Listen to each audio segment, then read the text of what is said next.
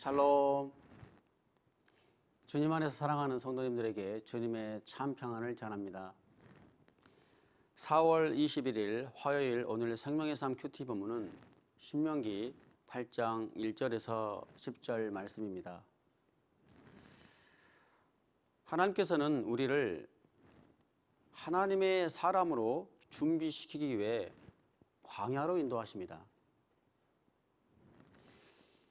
이스라엘 백성들은 약속의 땅 가나안에 들어가기 위해 반드시 광야를 거쳐야 했습니다.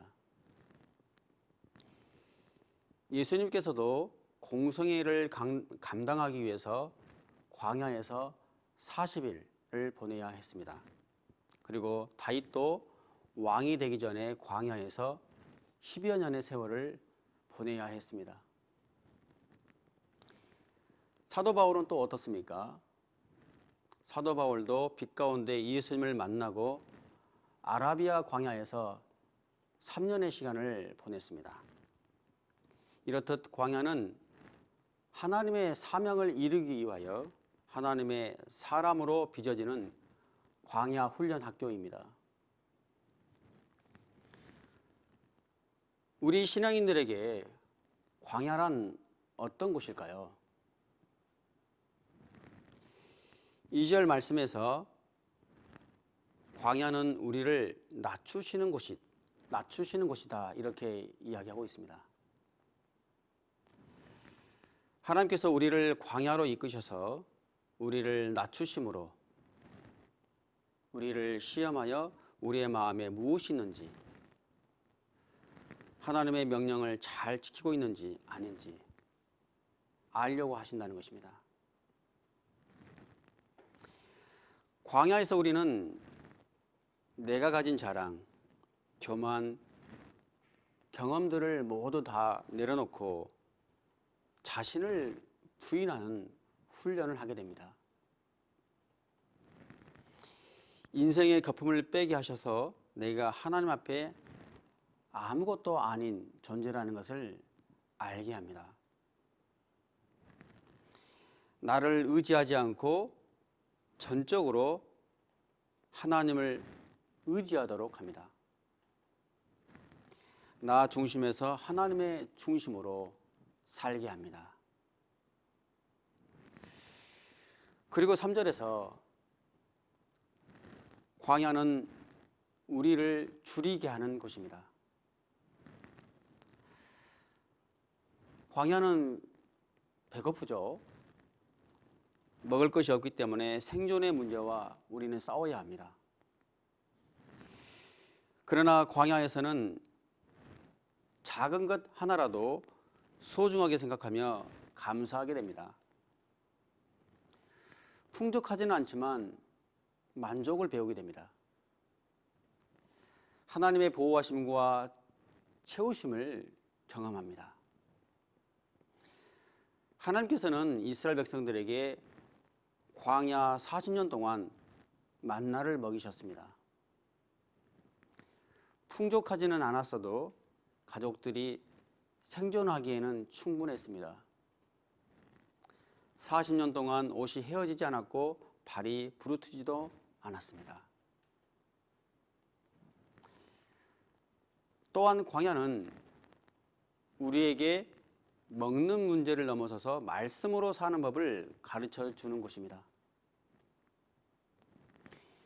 하나님은 광야를 통하여 사람이 빵으로만 사는 것이 아니라 여호와의 입에서 나오는 말씀으로 사는 것임을 가르쳐 주시고자 하는 것입니다. 하나님의 나라와 의를 구하는 것, 말씀으로 사는 것, 말씀을 따라 사는 것이 우선이라는 것이죠. 하나님과의 관계, 영적인 관계가 바로 서면 삶의 문제, 생존의 문제는 해결된다는 것입니다. 이 훈련을 극복해낸 사람들은 생존의 문제로 길을 잃은 영혼들을 진리의 길로 구원해내는 영적인 지도자가 될 수가 있습니다. 예수님을 생각해 보십시오. 예수님께서는 광야에서 돌들로 빵이 되게 하라는 먹는 문제로 사탄에게 시험을 받았습니다. 이 사탄의 시험에서 예수님께서 뭐라고 말씀하셨습니까? 사람이 빵으로만 사는 것이 아니라 하나님의 입에서 나오는 말씀으로 산다라고 말씀하셨습니다. 광야의 시험을 이기신 예수님은 오병이어의 기적을 통해서 광야에서 굶주림으로 허덕이던 5천 명을 먹이시고 그들을 진리 가운데로 인도하셨습니다. 이처럼 광야의 훈련을 이겨낸 사람은 이런 영적인 능력이 주어지는 것입니다. 광야는 원어로 말씀이 있는 곳이라는 뜻이죠. 여러분, 광야 가운데 계십니까? 하나님을 바라보십시오. 하나님과 독대하십시오. 하나님의 말씀, 하나님의 음성을 들으십시오. 기도하겠습니다. 하나님, 우리 모두가 영원한 천국을 향하여 살아가는 인생의 광야 가운데 있는 줄 압니다. 낮아짐으로 하나님을 더욱 의지하게 하시고 줄임으로 하나님의 채우심을 알게 하시며 무엇보다 말씀을 따라 사는 법을 알게 하여 주시옵소서. 감사하며 예수님의 이름으로 기도드립니다. 아멘. 오늘 하루도 주님 안에서 승리하시길 바라겠습니다.